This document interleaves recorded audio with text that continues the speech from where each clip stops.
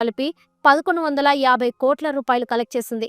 దాంతో దెబ్బకు Atlee pan India star director అయిపోయాడు. కానీ అట్లీ మీద కొన్ని విమర్శలు కూడా ఉన్నాయి. పాత తెలుగు, తమిళ సినిమాలు కాపీ కొట్టి ఇప్పుడు సినిమాలు చేస్తున్నాడని, అలాగే చెక్ ది ఇండియా సినిమా చూసి బీగిల్ సినిమా తీశాడని అట్లీ మీద చాలా విమర్శలు వచ్చాయి. అయితే ఇవేమి పట్టించుకోకుండా తన రూట్ ఇదేనంటూ రీసెంట్ గా అల్లు అర్జున్ తో తన నెక్స్ట్ మూవీ చేయబోతున్నట్లు ఒక వీడియో రిలీజ్ చేశాడు అట్లీ. 800 కోట్ల భారీ బడ్జెట్ తో రూపొందుతున్న ఈ సినిమాకు అల్లు అర్జున్ 175 కోట్లు తీసుకుంటుండగా అట్లీ 125 కోట్ల రెమ్యునరేషన్ తీసుకున్నట్లు సమాచారం. ఇక అట్లీ పర్సనల్ లైఫ్ ని ఒకసారి చూస్తే అట్లీకి కృష్ణప్రియ అనే అమ్మాయితో నవంబర్ 9న 2014న పెళ్లి జరిగింది. వీరిద్దరిది లవ్ మ్యారేజ్. కృష్ణప్రియ కొన్ని టీవీ ప్రోగ్రామ్స్ లో చేసి సింగం యముడు సినిమాలో అనుష్కకు చెల్లిగా నటించింది. అలా కొన్ని సినిమాలో చిన్న చిన్న రోల్స్ కూడా యాక్ట్ చేసింది.